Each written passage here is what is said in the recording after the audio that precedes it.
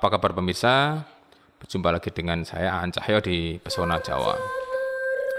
Pada kesempatan kali ini saya akan bercerita tentang sebuah tempat di mana tempat tersebut itu biasa digunakan untuk beberapa orang untuk melaksanakan ritual. Di mana biasanya ritual itu seperti penyuwunan ya bagi orang Jawa. Penyuwunan itu permohonan seperti untuk mencari kekayaan atau untuk hal-hal yang lain seperti derajat dan pangkat. Gunung tersebut terletak di Kecamatan Tirtomoyo, yaitu di Kabupaten Wonogiri. Jadi bagi masyarakat Wonogiri mungkin ada yang tahu tempat tersebut. Tapi kalau saya sendiri, saya juga belum pernah ke sana, dan kebetulan saya juga tidak memiliki videonya ya. Karena menurut informasi jalan menuju ke sana itu susah. Jadi jalan setapak di atas gunung, itu suatu makam. Dan saya waktu itu tanya, nama makam tersebut tidak ada yang tahu siapa nama tokoh yang dimakamkan di tempat tersebut. Makam tersebut terletak di Gunung Payung ya. Masyarakat setempat biasa memanggil tempat tersebut Gunung Payung. Disitulah beberapa orang mengadakan ritual, berjalan kaki naik ke atas untuk permohonan. Setelah itu mereka turun lagi ke bawah. Dan cerita ini berdasarkan cerita nyata tentang seorang pria yang bernama Pak Roy. Saya akan merahasiakan namanya dan juga tempat dia tinggal ya. Pak Roy ini kebetulan tertarik untuk mengalap berkah permohonan ke Gunung Payung itu. Akhirnya dia ditemani oleh juru kunci di situ untuk naik ke atas. Dia berjalan naik ke atas. Sebenarnya Pak Roy ini hidupnya sudah berkecukupan ya. Dia itu awalnya seorang penjahit pakaian. Dia sudah memiliki 10 karyawan. Jadi sudah lumayan bagi warga desa ya. Apalagi Pak Roy itu tinggal di desa. Tapi Pak Roy tidak merasa puas dengan apa yang dia dapatkan dengan usaha tersebut. Dia ingin lebih lagi. Dia ingin lebih, apalagi kebutuhan hidup yang dia tanggung itu semakin besar, anak semakin besar, dan tentu membutuhkan biaya untuk mengkuliahkan anaknya. Akhirnya Pak Roy menempuh jalan pintas untuk mengalap berkah tanpa dia berpikir apa yang akan dia lakukan itu benar atau tidak. Sebenarnya kalau kita amati ya, dia naik ke atas ke Gunung Payung itu sesuatu hal yang konyol sebenarnya orang-orang seperti itu. Kenapa konyol? Mereka naik tapi mereka mengorbankan sesuatu, entah dirinya sendiri atau mungkin keluarganya. Jadi apa? Itu semu. Tapi bagi orang-orang yang melakukan itu mereka tidak berpikir sampai ke sana. Dan biasanya penyesalan di akhir cerita. Setelah sukses dan mereka harus menepati janjinya, di saat itulah mereka baru tersadar itu umum terjadi. Dan mereka lari menuju ke orang pintar supaya bisa terlepas dari perjanjian tersebut. Tapi tentu saja sia-sia, walaupun kadang ada yang bisa diselamatkan. Singkat cerita, Pak Roy itu naik ke atas, ditemani juru kuncinya, dia berjalan terus ke atas. Di sana dia melakukan permohonan ke makam tersebut.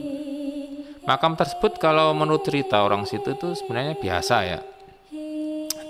Tidak seperti makam-makam yang keramat lainnya. Jadi makam tersebut itu biasa saja, hanya di tengah hutan tanpa ada apa-apa. Jadi hanya satu makam. Setelah selesai melakukan ritual dan apa yang harus dilakukan, Pak Roy pun turun kembali ke bawah. Dia kembali pulang. Hari berganti, minggu pun berganti, bulan berganti. Pak Roy pun masih menunggu, kok belum ada perubahan ya, apa yang saya mintakan, seperti itu. Hingga pada suatu hari Pak Roy itu kedatangan seorang tamu. Tamu itu datang ke tempat dia dan dia membawa sesuatu. Dia mengajak Pak Roy untuk masuk ke dalam rumahnya Pak Roy. Seperti sudah mengetahui, Pak Roy pun tahu sama tahu ya. Mereka pun akhirnya masuk ke tempat yang aman, tidak ada orang lain yang mendengarkan. Lalu tamu tersebut itu memberikan sesuatu ke Pak Roy, yaitu sebuah jas. Pak Roy itu orangnya gemuk ya. Jas itu hanya biasa saja, gempal, gemuk ya. Nah, laki-laki itu berkata, yen jas iki pas nggo kowe, kuwi penyuwunanmu sing wingi kae bakal kelakon. Berkata si lelaki tersebut, kalau jas ini pas dengan tubuh kamu, berarti permohonanmu yang dulu itu akan tercapai. Demikian katanya. Tentu saja Pak Roy saat itu sangat galau ya, kalau orang sekarang. Galau, kenapa galau? Karena jas tersebut ukurannya kecil. Tidak mungkinlah tubuh dia yang besar itu bisa cukup dengan jas tersebut, pikir dia waktu itu. Dia sebenarnya sudah bimbang dan dia ini sudah putus asa bahwa apa yang saya mintakan itu tidak akan terpenuhi. Akhirnya tamu itu pun tahu tentang kebimbangan Pak Roy. Wis coba sik, bilang seperti itu. Cobalah dulu. Ojo mikir sing aneh-aneh. Kabeh ki penyuwunan, kari penyuwunanmu itu kepareng apa ora. Semua itu permohonan. Tergantung permohonan itu dikabulkan atau tidak, kata tamu tersebut. Akhirnya Pak Roy pun dengan bimbang dan juga dengan agak malas ya, dia mencoba baju tersebut. Dan alangkah terkejutnya saat Pak Roy mencoba jas tersebut. Jas tersebut itu tepat ya, pas dengan tubuh dia. Padahal tubuh dia itu gemuk dan jas itu hanya kecil. Saat itu Pak Roy sangat gembira sekali ya. Dan tamu itu pun tertawa terkekeh-kekeh. Janganlah kamu itu melihat sesuatu itu dari luarnya sebelum kau mencoba. Demikian kata tamu itu. Lalu tamu itu pun pamit. Ya wis, aku pamit bali. Apa sing dadi sediamu wis kelakon. Nanging kowe aja lali karo apa sing mbok janjeke karo aku. Demikian kata tamu tersebut. Dan Pak Roy pun saat itu dengan mantapnya menganggukkan kepala. Terima kasih.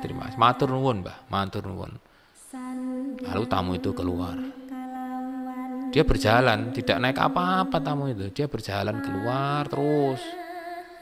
Semakin lama semakin jauh dan semakin enggak hilang. Pak Roy pun langsung menyimpan jas tersebut ke dalam lemarinya. Dia simpan. Dan waktu berjalan, sesuatu hal yang luar biasa terjadi setelah kejadian tersebut. Usaha Pak Roy semakin berkembang. Jahitan semakin banyak menumpuk, karyawan semakin banyak. Usaha dia semakin besar.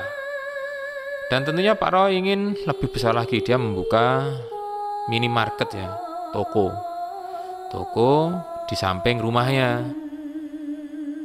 Dan toko itu berkembang pesat. Padahal rumah Pak Roy itu termasuk daerah terpencil ya, di pinggir jalan raya, dan itu jauh dari pemukiman yang lain.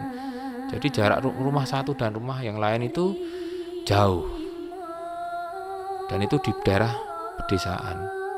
Tapi itu ramai sekali. Banyak mobil-mobil yang lewat itu pada mampir semua dan membeli di situ. Dan minimarket itu semakin besar dan sangat besar sekali. Panjangnya saja sekitar hampir 50 meter ya. 50 meter panjang dari toko tersebut. Dia semakin membesarkan toko itu. Tapi tentunya usaha konveksi dia tetap jalan ya. Jahit itu tetap dia lakukan karena awalnya di situ. Dan anak Pak Roy pun yang besar dia sekolahkan di suatu perguruan tinggi di Kota Malang. Di suatu perguruan tinggi di sana. Seorang wanita. Dan waktu pun berjalan, setelah semua berlalu, anak perempuannya pun kembali pulang. Dia meneruskan usaha bapaknya. Hingga Pak Roy itu pada suatu ketika dia itu lupa dengan janjinya. Lupa bahwa setiap hutang itu pasti ada bunganya, ada bunganya, dan harus mengembalikan pokoknya tentunya. Saat itu Pak Roy lupa. Hingga pada suatu ketika sesuatu hal itu terjadi. Pak Roy itu hanya makan sesuatu ya, memakan ayam goreng. Dan setelah makan ada sisa daging itu yang tertinggal di sela-sela giginya. Pak Roy waktu itu tidak merasa apa-apa, dia hanya biasa saja ya. Oh, itu hanya sekedar makanan, sisa makanan yang tertinggal di sela-sela gigi. Dia pun mengambil batang lidi untuk mengambil sisa makanan tersebut, sisa daging tersebut. Dia semakin berusaha untuk mengambil itu, tapi anehnya daging itu nggak bisa keluar dari sela-sela giginya. Pak Roy sangat penasaran.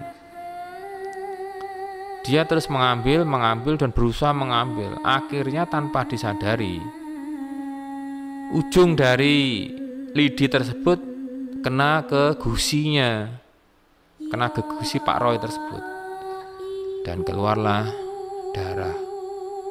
Tapi apakah dengan hal tersebut Pak Roy selesai? Tidak. Pak Roy waktu itu menganggap biasa, dia makinnya berkumur dan selesai. Dan makanan tersebut akhirnya bisa diambil, hanya potongan kecil saja. Dia berkumur biasa, dia lalu tidur karena waktu itu sudah malam. Tetapi anehnya, darah itu enggak berhenti keluar. Darah itu terus mengalir terus. Mengalir. Disitulah kepanikan terjadi. Akhirnya Pak Roy dibawa ke rumah sakit umum di kota kabupaten. Di sana Pak Roy dirawat selama 5 hari ya. Dan saat itulah kondisi Pak Roy itu semakin tidak baik. Dia semakin memburuk.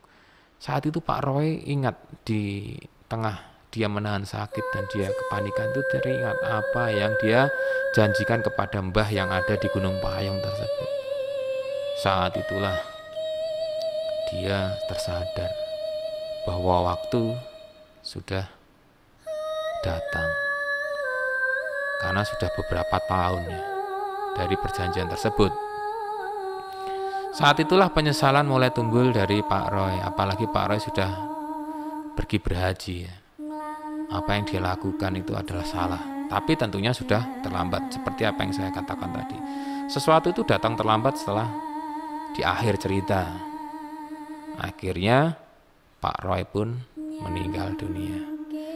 Dan anehnya Pak Roy itu dimakamkan di suatu tempat yang di daerah tersebut itu tempat khusus, makam khusus, di mana hanya orang-orang yang di situ, yang dimakamkan di situ itu orang-orang yang memiliki pesugihan semua. Di suatu daerah ya, di desa tersebut itu ada satu pemakaman umum yang hanya diperuntukkan itu untuk orang-orang yang memiliki pesugihan. Naudzubillah min dzalik ya. Semoga kita tidak masuk ke dalam golongan mereka. Dan itu bukan rahasia umum lagi bahwa memiliki pesugihan itu hal yang umum ya di daerah tersebut ya. Makanya diadakan pemakaman khusus bagi orang-orang yang memiliki pesugihan. Dan sebelum Pak Roy itu pun juga masih banyak yang sudah dimakamkan di situ. Hikmah dari cerita ini adalah hendaklah kita tetap bersyukur dengan apa yang kita miliki, bahwa Tuhan itu memberikan sesuatu itu sudah pada tempatnya. Di saat kita meminta sesuatu, Tuhan itu memberikan apa yang kita butuhkan. Walaupun apa yang kita minta itu tidak dikabulkan, tapi Tuhan memberikan apa yang kita butuhkan. Saya An Cahyo di Pesona Jawa.